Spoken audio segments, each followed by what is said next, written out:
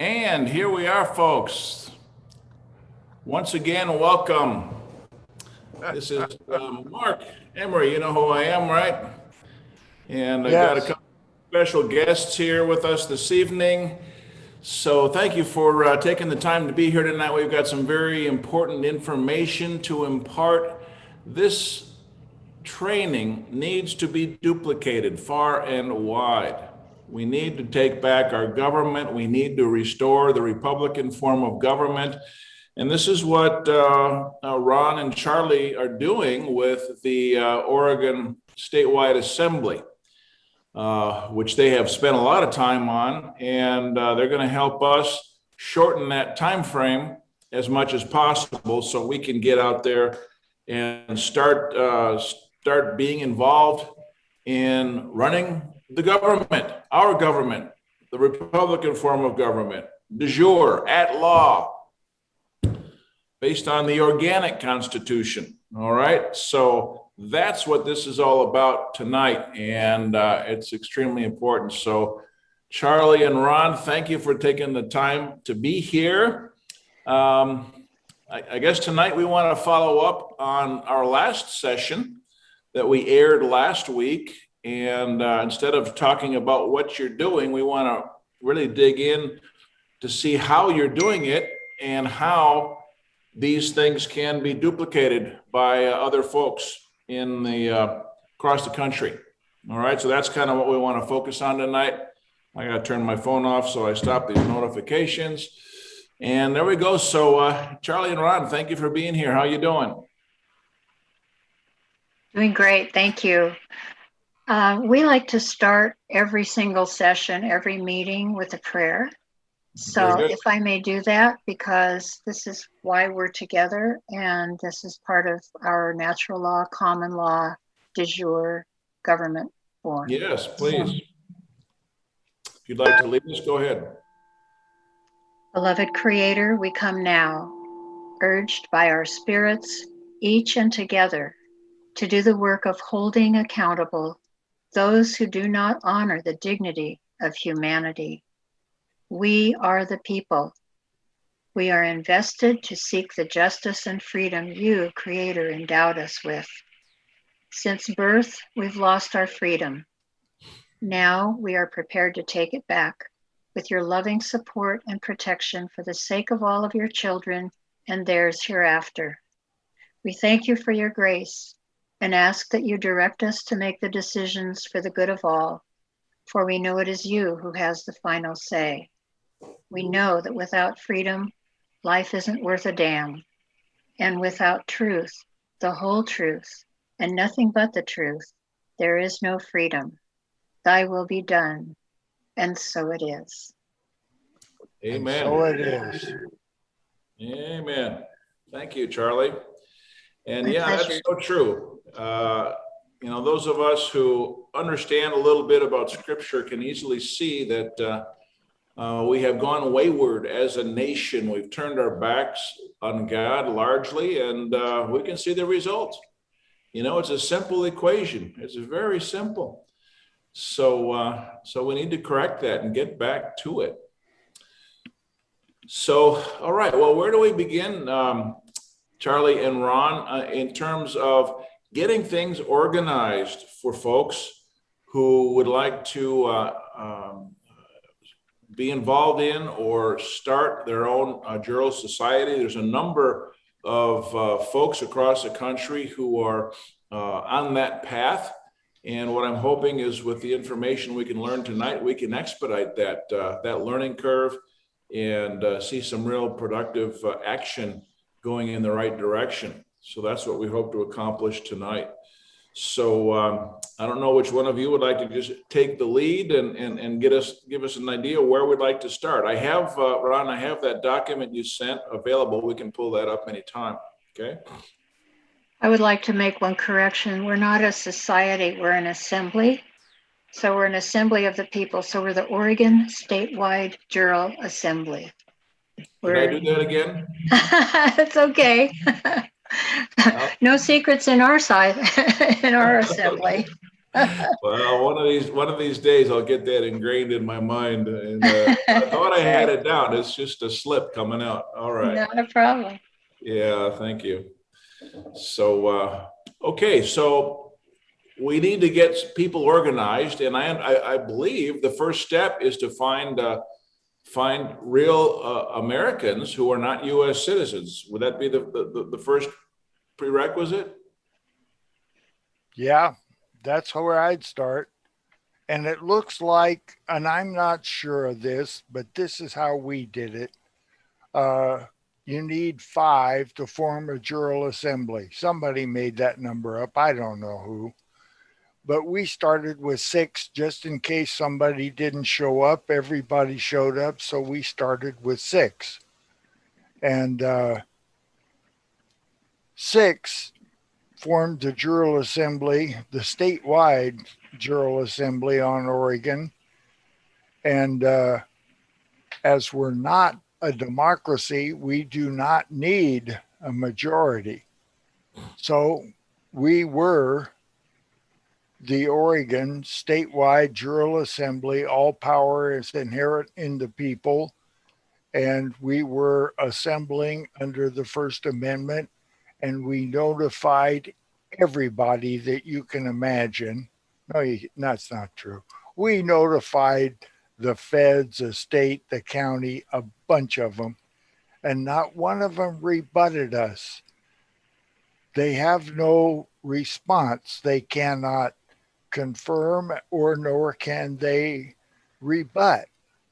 It just is. All power is inherent in the people. That's it. And that's who we are. And they acquiesce to that. And what form did the notice take? Was that a simple letter or a more formal type of notice, or what form did that take? That was as good as you can do. And that's pretty good.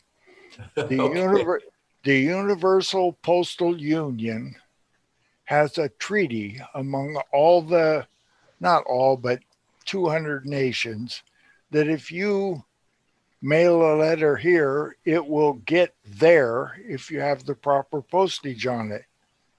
And so they also have a service that says if you have a document you want to file with somebody else, you can file it with them.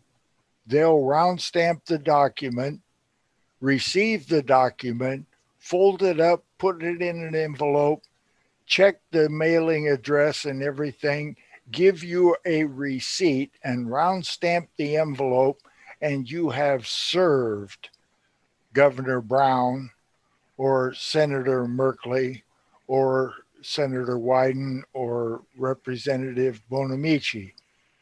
You've done it as good as you can possibly do it by treaty.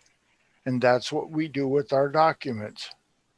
So the UPU, the Universal Postal Union, they're based in Switzerland. Can we do that through any postal office? Well, yeah, you should be able to. Well, it started out with Charlie and I, actually a guy named Roger, rest in peace. Roger said, use the Universal Postal Union. So we checked it out, and there's a specific way to do it. Not all clerks at the post office know how to do it, but they will provide you with one that knows how to do it. And a small aside, Charlie and I went in to do it one day, and they said, put on a mask. We said no. And they said, put on a mask. And we said no. And they called the cops and they threw us out. And then we got an email saying, we're sorry, come back. You can do what you need to do. And we have been doing it ever since. And that is, we go to the clerk, we give them the document, they round stamp the document, they put it in an envelope, they mail it, and we have proof of service. You can't get any better.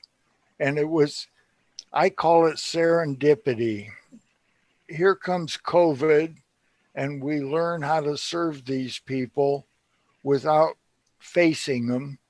and doing it that way. Ray and I used to do it that way. We drove around. This is funny. We drove to four cities, 5 courts, and delivered our documents. And during that course of events, we got 14 violations to our constitutional unalienable rights. And so that night I wrote up all 14 of them. And the next day we went back and served all 14 of them. 200 miles in half a day, but we served them. And now we can do it for $2.05 at the post office with the Universal Postal Union and have proof of service. That's fantastic. It's like magic. Yeah. Getting papers served is not always easy. So what do you ask for? Do you go in and say, I want to file a document under the UPU and present them with the document, or what do you ask for? Okay. You take a little piece of paper they have, small postcard size. I think it's called PS, oh, come on, 3817. That's a guess. But anyhow, they have a little form, and you fill out the little form to and from, and you give that to them with an envelope addressed the same way, and the document you want to serve and your copy. And they compare all the stuff, fold up the envelope, fold up the letter, put it in the envelope, round stamp your copy, and give your copy back $2.05. And it's done. Well, what do they call the service? What do you ask for when you go in? You'd like to mail something under PS 3817. Let me get back to you on that number. I can look it up, but Okay. They give you that little card, you fill it out, you provide the postage, and $1.55, and you have proof of service. And it's Universal Postal Union Treaty. And most of them, not all of them, know how to do it. Okay, so you say you want to mail a document with proof of service. Is that what you asked for? Under the Universal Postal Union, and you have to use the little form 2317, I think it is. Charlie, do you know for sure? I don't know the number, but I do have something to add as soon as you're done with the post office portion. Go for it. Well, I wanted to just talk about the document itself, because we're talking about how to mail it or how to notice people with the UPU. But what is on the document and how those are drafted is important to cover. And so that's up to you, Ron, to go ahead and cover it. But I think people may be wondering, well, what document do I send? What is that document? So yeah, that's the next step.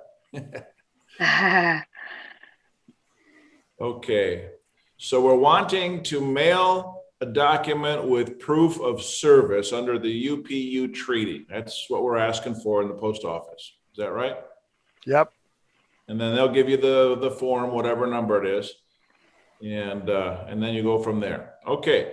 Without a mask. Yeah. You wear a mask, it nullifies everything. Yeah, we fought hard for that no mask thing. Yeah. And we're not giving it back. Yeah, exactly. Good. All right. We all need to do that. And, once you stand up to bullies, they usually stand down. We see it all the time. So, okay. So then what are we sending? It's a notice that, hey, this Jural Assembly has been formed lawfully, de jure, and we're putting you on notice of our existence. What more can you add to that? Well, when we started this, we filed a petition for redress of grievance against Kate Brown, and then Ron Wyden, Jeff Merkley, and Suzanne Bonamici. And the Attorney General's office for Oregon told us, well, you don't have a docket number, so you don't have standing. Wow, okay, show me where that, never mind. So we just said, okay, we have a court, and we did. So in our civilian court of record, we filed a document numbered 0407-1776 with all of the people, which was, I don't know, the Attorney General for Oregon, I believe it was the DOJ, FBI, U.S. Marshal Service, and we probably included Kate Brown and various others, that we were a civilian court of record and we had enabled ex parte Milligan and we had nullified martial law, and we do it with this docket number and we send it to them. We gave them an additional 30 days to respond, and they chose not to again. So with 51 days total notice, they still acquiesced and defaulted and could not provide coverage for their oath. So they broke their oath. Okay, you mentioned 4 or 5 names here a minute ago. Who are those people? Are they legislators or state executive office people? Governor Kate Brown, Senator Ron Wyden, Senator Jeff Merkley, and House Representative Suzanne Bonamici. Okay. Okay. And by the way, we filed that information into our common law, we filed that into our grand jury that Tanya called from our jury pool, and a grand jury showed up, and we told them the story, and they gave us a verdict. And the verdict was there was sufficient evidence that this should be passed forward as a presentment to the de facto and a true bill to the de jure jury, Article 3, Amendment 7. And we did both of those and provided 38 prosecutors on Oregon, 36 district attorneys, 1 attorney general, and 1 JAG officer of the wrongdoings of these 4 people. Then we took one of those wrongdoings, not all of them. We didn't want to dirty the pool. We took one of those and made it a claim and provided it to our Article 3, Amendment 7 Court of Record in Salem. We did an arraignment telling them what it was, and then we came back the following week and we had a trial, and we found them guilty in de jure that they had broke their oath, they have no honor, and cannot hold a position of trust. That's a fact. They are convicted felons. We took that verdict and sent it to the risk management company, which is a state of Oregon insurance company in lieu of bond, and to Tobias Reed, the treasurer of Oregon, telling him that what we had found, these people have to leave office, they cannot be paid anymore. Then we found out that, hell, they're not even paid by Oregon. This isn't sussed out completely, but this is pretty close to true. All persons elected to an office from county and above. It may go to city, I don't know, but from county and above get paid out of Washington, D.C. That means all of the incorporated entities that are acting in color of law in the cities and the counties and maybe the states that are elected, such as Kate Brown, Ron Wyden, Jeff Merkley, and Suzanne Bonamici, are all paid out of Washington. So tracking down who is paying them to stop their payment is a real chore, and we're capable of the task. Yeah, that's fascinating. I haven't heard that before, but that would really present a real workable issue in a court scenario. Who do you receive your pay from? But yet, Yeah. And who are you representing? You're representing the state, but you're getting paid by the feds, or you're representing the county prosecutor. They're being paid by the corporation. Yeah.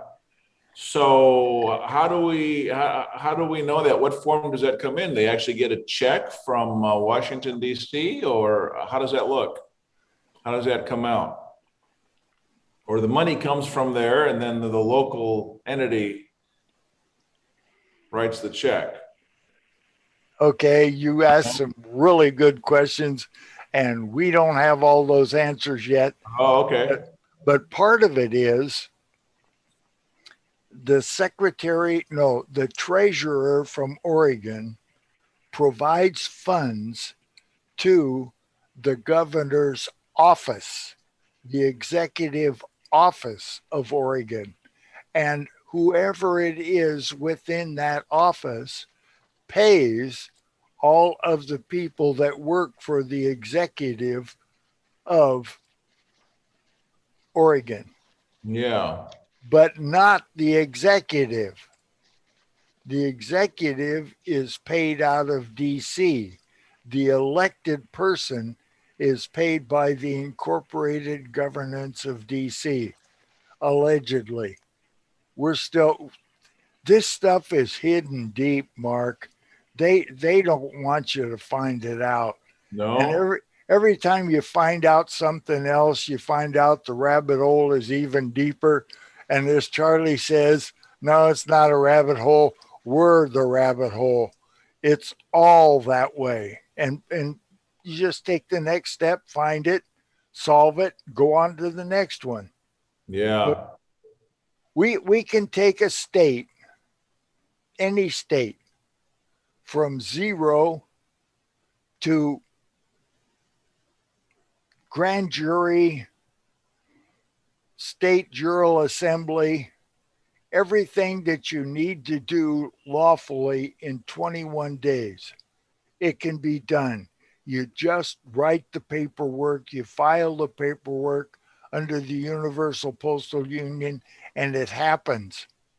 They acquiesce. They cannot fight it. They don't.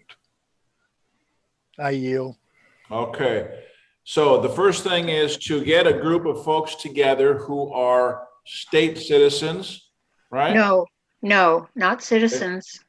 People, men and women, flesh and blood, mind, body, spirit, men and women on the state that they live on. Okay. So not citizens. All and right. not persons. Right. Okay. I'm with you there. And how do they verify that they're not U.S. citizens? They must have gone through a process of renunciation or an affidavit, filing an affidavit of who they are and what their status really is. Is that a formal process that you endorse, or how does that work? You want to take that, Charlie, or you want me to? I'd be happy to. Go. So we offer a jural packet. And in the jural packet, we have an affidavit in the form of a living testimony So the living testimony is very simple. You don't go to have it notarized as you traditionally would in a corporate kind of commercial, government, bank, whatever. We notarize it ourselves with our thumbprints. Two people two people on the state who are witnessing your document that you are a living flesh and blood, mind, body, spirit, man or woman on the state, whatever state you were in. So in our case, it would be on Oregon. And, or you can call yourself, and this is questionable, Oregonian, but that even may be an issue. At any rate, once you sign that document and it has been witnessed by two or more individuals who claim the same, you are sovereign. You know that you are no longer, you do not choose to be a citizen, an owned entity owned by the government, which would be citizenship. If you think about admiralty law, it's a ship of state, whatever you want to call it. Well, citizenship, if you think about waters and all of the commercial property that we are to them. So once you sign your bona fides and you have your claim that you're sovereign, then you are one of the people, not the persons and not the citizens. Now, when we're given our citizenship, people say, well, I'm a US citizen. And you say, well, why would you want to be that? Because why wouldn't you want to be independent and free from that commercial code? Because when they make their laws and regulations and all of that, we are supposed to follow those laws, regulations, citations, etc. When in fact, they're giving us a guideline as to how we're supposed to behave. We're not free in that kind of construct. So why would we want to conform to what they're telling us? It's not theirs to give us our rights. Our rights are given to us by our Creator. We have the right to fresh air. We have the right to clean water. We have the right to live on the land. We have a right to have jobs, raise our family, be educated, learn, grow. And so we're not chattel when we sign that document. So the affidavit is created and signed with the thumbprints of two or more witnesses, right? And then how are people noticed of that? I mean, most people have contracts with the corporation. What do we do with those? You know, your application for Social Security, your application for a driver's license, VA benefits, other benefits if you're getting those. What do we do about those entanglements? Can I take this one, Charlie? Yes, you should. And but I will say that that's getting away from where we're going with the simples 1, 2, 3, because that's a whole nother layer. But go ahead. Yeah, it is. What part of that do you really need addressed at this time, Mark? Well, it's just part of the process. It seems most everybody has grown up their whole lives entangled with the corporation. Okay, so you file this affidavit, and then where does that go? Let's go back just a step. Where does that go? Did I miss something there?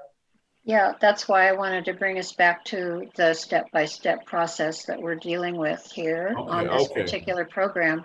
So I'll just say quickly that once we've signed that, not only have we signed ourselves as a sovereign individual, sovereign people, but we also have committed ourselves to being a member of the jury, the common law jury process. So what this affidavit really means is not only that we're declaring ourselves sovereign, we are volunteering to be on the jury, the grand jury. And furthermore, and this is an afterthought, but you know, each thing involves the next thing because we do step by step by step. And in fact, When we declare our sovereignty, we are also declaring taking full responsibility for our lives and our governance, self-governance. So we're not going to sign a paper and say, okay, I'm done.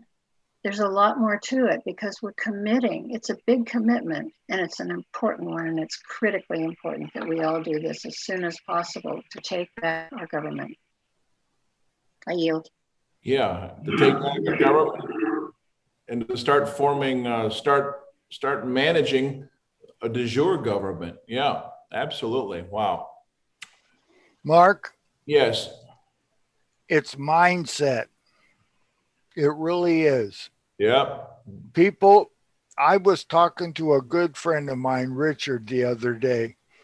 Richard is our fugitive. They have a warrant out for him, and he's on the hideout, but he joins all of our meetings by telephone. Anyhow, as far committed as he is into this rabbit hole that we call freedom, Oregonian, whatever, he still has trouble with cognitive dissonance. He can't free himself completely from the Stockholm syndrome, that Big Brother really is in command, and you can say or do everything you want, but in the end, Big Brother is still the boss. And if you can't break that mindset, then you can't get there. Yeah, you're right. And it's mindset. If you've got the mindset that all power is inherent in the people, yeah, I got that. Got it clear? Yep. Got it clear. If you've got that, then you're with me because I've got that and Charlie's got that. And then everybody that you associate with has that, and they understand it. They comprehend it. Then you have a convoy. Then you can go where you need to go. And that's what we're doing, step by step. And you guys can do the whole thing in 21 days. Took us 2.5 years. Yeah, well, that's exciting. Yeah, you're right about the mindset. We've talked about that many times in the context of when you go into court. You're not there to serve the judge or anybody else where they're going to control you. That's your court. You go in, you manage your court, and they are to serve you, to answer your questions, to follow your orders. And that's a completely different mindset than most people have. They go in with fear and trepidation and, oh, yes, sir, and no, ma'am. And, you know, they fall right into the trap. So, yeah, mindset is definitely everything. And do you have any recommendations for how someone achieves that? Because that's no small matter. Don't go to court. Be your own court. Yes. Damn, girl, you got it in one. Be your own court. Yeah, It's the court of the people. Yeah. You won't win there. Those are the sharks and the crocodiles there.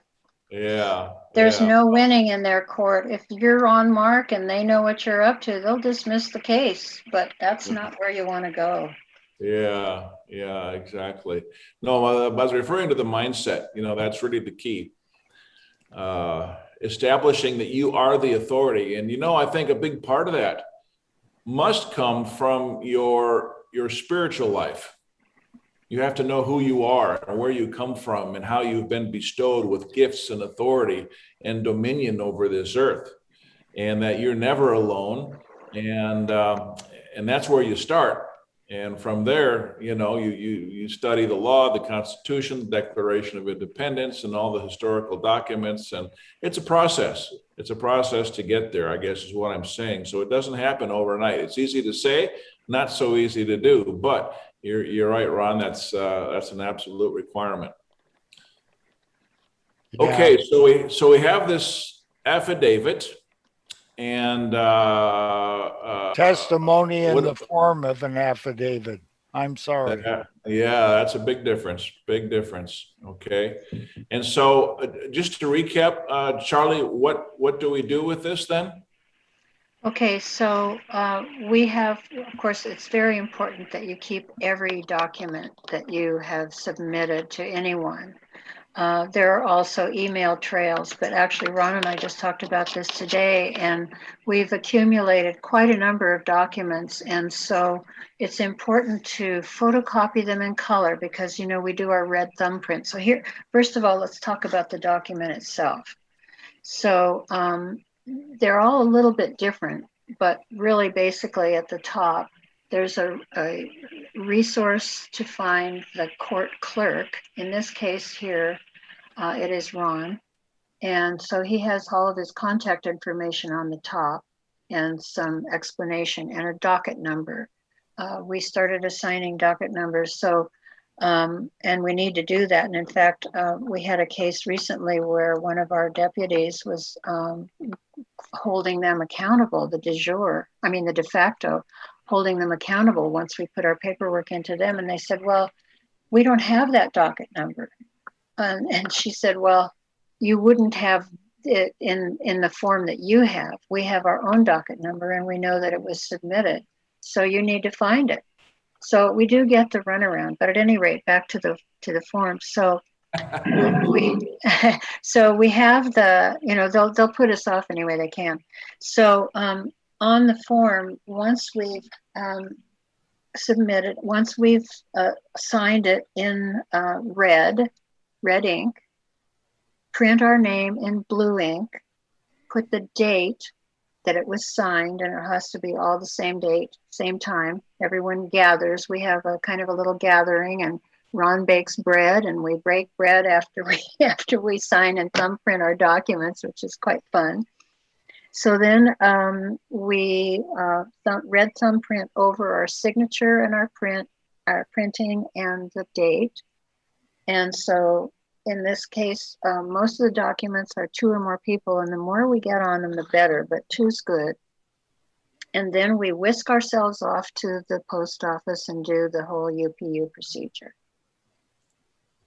So, yeah, so after that, we keep copies, and we have, so now, this is what I was talking with Ron earlier, so we have to get all of our original documents. Oh, and they're also embossed. We have an embosser, of course. Yeah.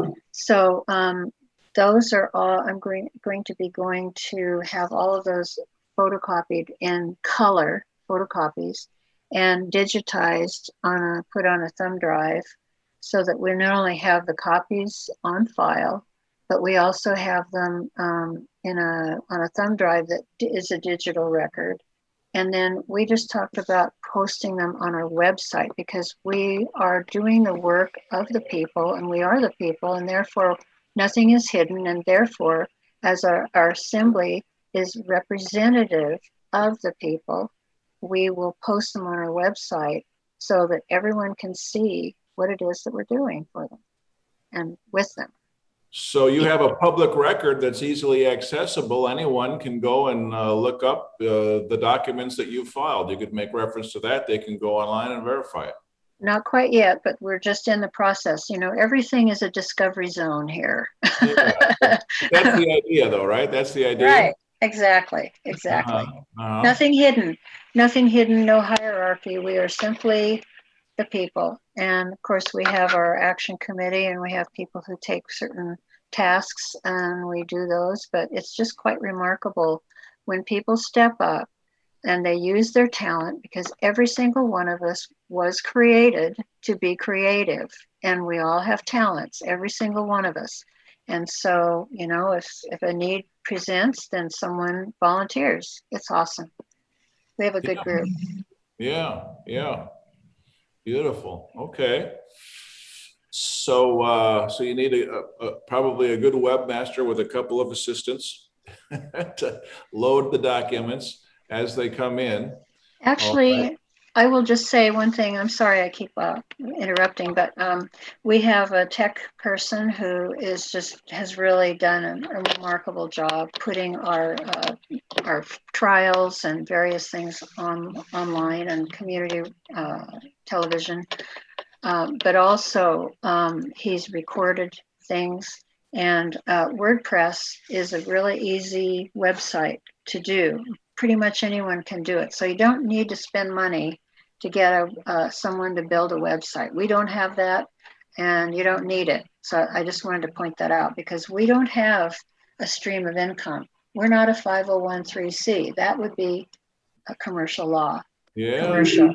So we just volunteer, and we volunteer money when needed, and we have a little kind of a kitty, and that is kept by our secretary, and it's kind of our slush fund if we need printing. But most of us just chip in. Like I go through printer cartridges, and I go through reams of paper, whatever we need, as does Ron and others. But it's we just all jump in. We don't want money coming from anywhere that's of any question or consequence. Yeah. It's all volunteer. Okay. That's beautiful. All right, so now you've got a group of people that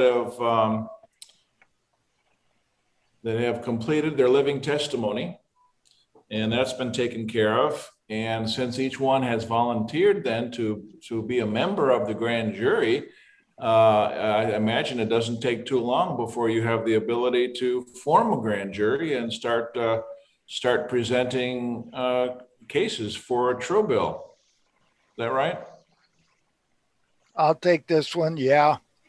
We decided a long time ago that when we got 45 Oregonians that knew what they were doing in the jury pool, that we would call for a grand jury, knowing we only needed from 19 to 25, and we had a grand jury. And Tanya called, and we got one. I forget, I think it was 21 we had the first call for the grand jury. Do you remember, Charlie? I think you're close. It was more or less that. Yep. And it was great when everyone popped up. It was like, yes. So you call a grand jury when you've got a criminal complaint, is that right? Well, okay, here's a little thing that bothers me. There is no difference between criminal and civil in common law. Okay, yeah, that's right. It's damaging. Okay, it's all the same. It's either you hurt somebody or you destroyed their property, or you didn't, and that's Okay. it in common law. Yeah. Okay. So what the deal is, if you are an atheist, you have no rights on the land of the United States of America or any one of its several states, because all our unalienable rights are granted by God. And if you have no God, you have no rights, and you get to have 14th Amendment privileges. Wow. That's going to be an incendiary topic, and probably a good one to bring up because it needs to be talked about. I told that to my son-in-law, and he was so pissed at me. But he claims to be an atheist, so that's who he is. I don't make the claim for him. You make the claim, that's it. Yeah. You abide by your claim. You support your claim or you don't support your claim. Right. That's the way it is. Yeah, it's basically who gives us our rights, who breathes us at night, who created us. Yeah. Yeah. Yep. So, you can go back to natural law or the 12 universal laws, which is all what common law is based on. And that's clearly evident in the founding documents written Yes. by the founding fathers. I mean, that's clear as a bell. Well, I don't know the quote, maybe Ron remembers it, but the democracy, a republic has to be run by people who have faith in our creator. That's just it's a given. Yeah, I remember reading Democracy in America by Alexis de Tocqueville, and one thing he said in there was that America is great because the people are great. Yeah. And even atheists have been quoted as saying that religion is the glue that holds the fabric of society together. Yeah, and I think that when you talk about it being an incendiary project or topic, it's not religion. We're not talking about Christians and Right. Jews and all of that. This is not about religion or dogma or any of that. Right. It is about knowing who we are, the I am presence of our self, of this person, this people, whatever you want to call yourself as I am. You're a particle of the creator. You're a fractal. Yep, absolutely. Absolutely. So that's really undeniable. That's not up for discussion. I mean, that can be proven up one side and down the other, just looking back at history. So anyway, yeah, I fully subscribe to the concept of spirituality over any form of religion. Wait a minute. I want to make a point here. Yeah. Spirituality, that could be Satanism. Could be. That is a spirituality. Mm-hmm. So I used to think that I was spiritual and not religious. Yeah.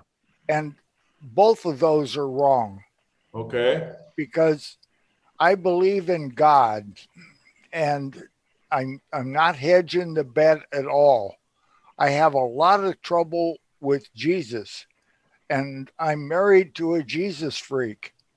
And Cynthia is right in the middle of us, and she talks to God daily and gets two-way communication, and I believe it. So what we're dealing with is good and evil. It's not good and bad or good and he made a mistake. It's not there anymore. There's no more fence. It's good and evil. And you make your choice right here, right now. If you acquiesce to evil, you are evil, and go away. Yeah. And if you're not, then you're with us and against evil, and we'll help you do your very best. That's where we're at. Yeah. Yeah. So, I'm with you. so what I call evil is ogres. We know what ogres do. Ogres are not just bad. They're ogres. Manifestation of evil. Yeah. And it is biblical. This is the Adam and Eve story, honestly, of the sin, the fallen angels and the whole thing. It goes way back to the origins, our origins. Well, there's no doubt about that. And what's interesting is I think that things are being allowed to happen as they are, as we see them in the world, so that people can open their eyes and see it plain as day. And so that people are in a position where they can't deny it and they have to make that decision. So I think that what we're seeing in the trials and tribulations of this world today is nothing more than a manifestation of the separation of the goats from the sheep. Got it. So it's fascinating. It's fascinating how everything ties together. And for people that are more secular and not that well versed in some of these things, you start drawing, lines between the dots and connecting the dots. And it's really, really fascinating to see how everything is intertwined. And one thing supports the other thing, and that leads you to the next thing. And it really is fascinating. I'd like to say one thing if I could do this. I just want to say quickly that all the years of research, it's actually been decades that I've done, I looked for something. I kept asking for something to come along that I could feel involved in, a part of, and motivated by. Like, what's my purpose here in knowing all this stuff? Yeah. And here it is. This is it. This is the assembly. It's the people coming together, not me alone, not some little bench of research from a bunch of people. This is total involvement. It's not division. There's no divided in the people. We can't be divided anymore. That's what they do. That's how the ogres win. So we must pull together, every faction, everything, pull together as people in your assembly, on your state, and do the work and get it done now. Absolutely. Every man, woman, and child on the land of their state or territory needs to do the work. Yep. That's the only way it can happen. Yep, absolutely. I sent out an email today referencing a letter that was put out by, 124 retired military officers. And their basic message was that we're on the brink of losing this country to Marxists and communists. And every single person in this country needs to get off the couch and into their city halls and local government and get involved and start making things happen. And of course, that's exactly what we're doing. Yeah, you need to stop what's going on in City Hall, but City Hall is not where the solution lies. The solution lies here, where we become our own self-governing entity. So, okay, well, we can certainly pick up. Maybe we can have another session down the road on grand juries and what that's all about. How a grand jury might operate and the purposes it might serve. I think probably what we'd like to do, maybe to wrap it up, Charlie, you mentioned that you have a general packet. How would you like to make that available to folks? I could actually send it to you, and you could post it if you can on your website or whatever. Yeah. And it has a bit of the history of how we formed. It has and why it works for the people, because we're in basically a martial law until you recognize how it is that we got around it. And that was since Lincoln. And so, go ahead. No, I'm agreeing with Okay. you. Oh, yeah. So we, I lost my track. Since Lincoln, we've been under martial law, you said. Yeah, but before that, what was I saying? Ron? Help. I lost myself. Oh gosh. Oh, it's not just me. Oh, hooray, hooray. I know. Oh, yeah. It's so talking about the packet and the Jural packet. Okay, Yeah. so it has a bit of our history, and then it has a recommendation to look at, carry with you, and read it periodically, refer to it. The U.S. Constitution before it became color of law, and the state constitution, whatever state you're in, and it'll be interesting to look at those dates. So at any rate, the Jural packet has that information. Of course, ours is based on Oregon, but anyone can change that just by looking at when their state had their constitution instituted. So it has that, and then it has a sample of the living testimony in the form of an affidavit. And then there's a form in there, and they can change the form with just a different state and whatever information is pertinent to that particular state or territory. And then there are also cards that we offer once they've signed their sovereignty paper, their affidavit, their living testimony. Then we offer a card. It's also thumb printed, and it's witnessed by the court clerk. And we can present that to a business that we don't have to wear masks, we don't have to be vaccinated, we don't have to conform beneath this. It's basically a court order. Now, it doesn't always work. Sometimes it does. Sometimes they'll say, "Oh, okay, that's fine. I don't want to see it." Then other people will say, "It doesn't matter. They just ignore it." So, but what it is it gives you an opportunity to notice that business or that entity at that business and say, "We have a court order, and we can hold them accountable for having violated our rights because we have unalienable rights." And so the card represents a court order? Well, it's basically a court order because our court has determined, and see, here it is. We do our own thing. We're the people. We don't have to follow how they do it. We do it as close to or parallel to what it is that they're doing. But the people get to decide. They're not the ones. It's parallel governance. They don't really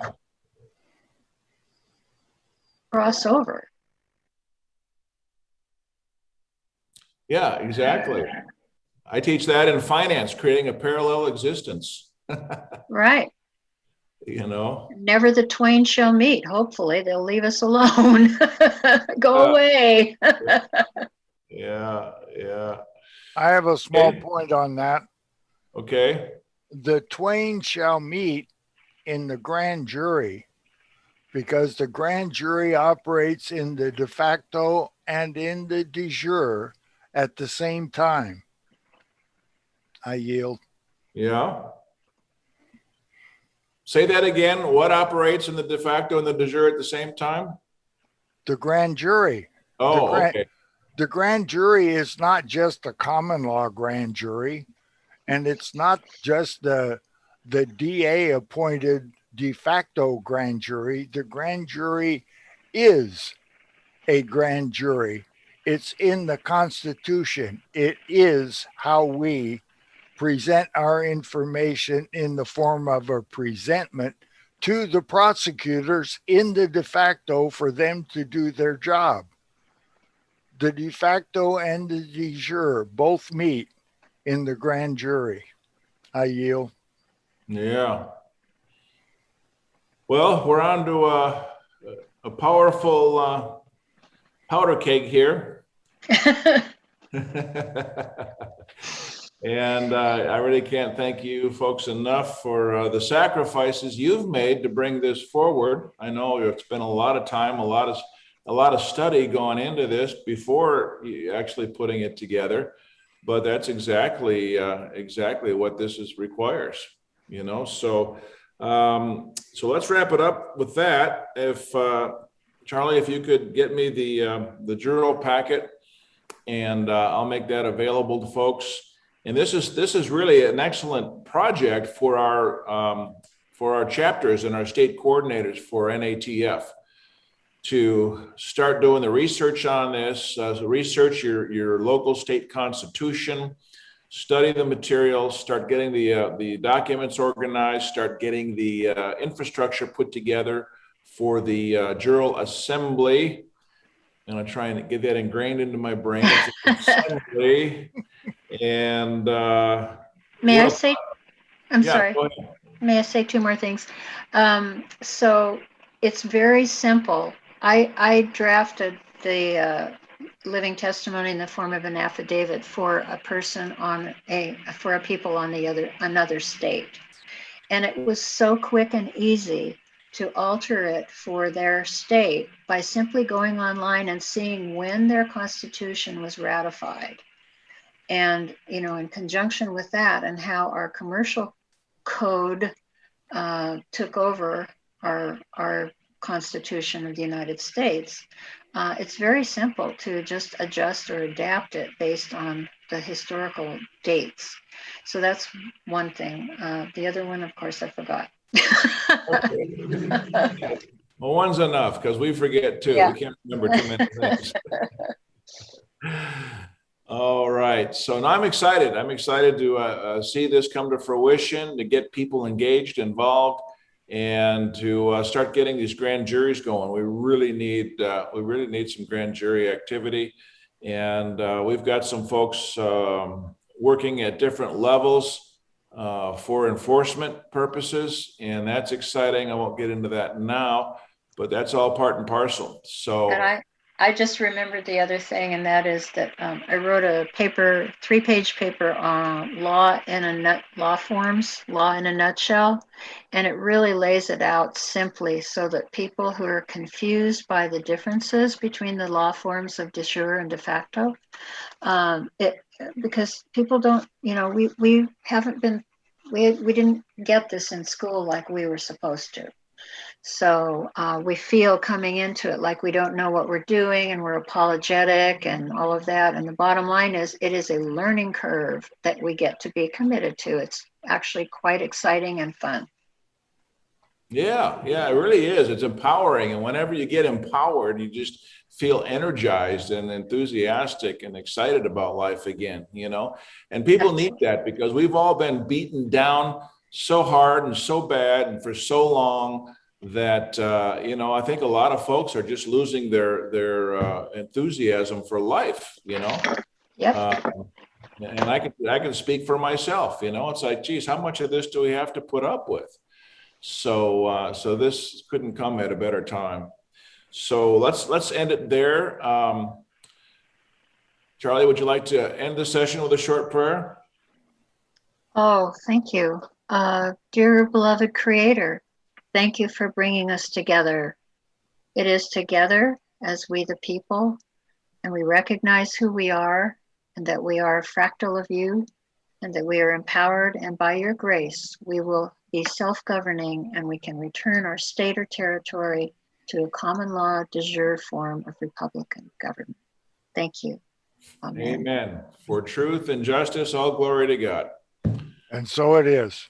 And so it is. So when I get that Jural packet, folks, I'll put it up on the National Task Force website. It'll be available to everyone.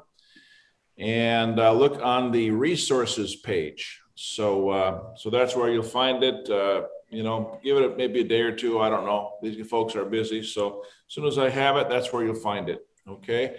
This recording will be available, as all of our sessions are, in our private member association. I think most of you know where that is. If not, check the email you got today. I think there was a link there. So I'm going to put together a summary of the subject matter of, I think we're on, 13 or 14 sessions so far. And of course, that's going to continue. We've got so much ground to cover. But definitely do participate in that. We will be setting up a new platform, which is going to be much more amenable for our purposes, probably in a month or so. So just a heads up on that. And I just want to say thank you, Mark, for this opportunity. It is so critically important that we're delivering this message, and your platform is just most gracious. Thank you so much. Well, not only is it my pleasure, but I feel it's my duty. So Right. There's not much choice at this point in time. We all have a duty, and that's to get off our butts and make a difference in this world. So, there came a point in my life where I realized, my life is not all about me. And I realized it's more about what can I contribute to this world. And really, that's when my life really got interesting. Yeah. We're in a battle for humanity. Yeah, we are. Absolutely. So this is no small potatoes here, folks. There's a lot on the line, and we need everybody to engage. And that's what the NATF is all about, right? So thank you, folks, for all that you do. And we will continue to do everything we can to mutually support each other so that truth and justice will prevail for the glory of God. All right? Thank So you. We'll wrap Thank it you. up there. And thank you, everybody. And we'll look forward to continuing this conversation and this education in the days ahead. All right? Get engaged. Get involved. Talk to you all soon. Bye for now.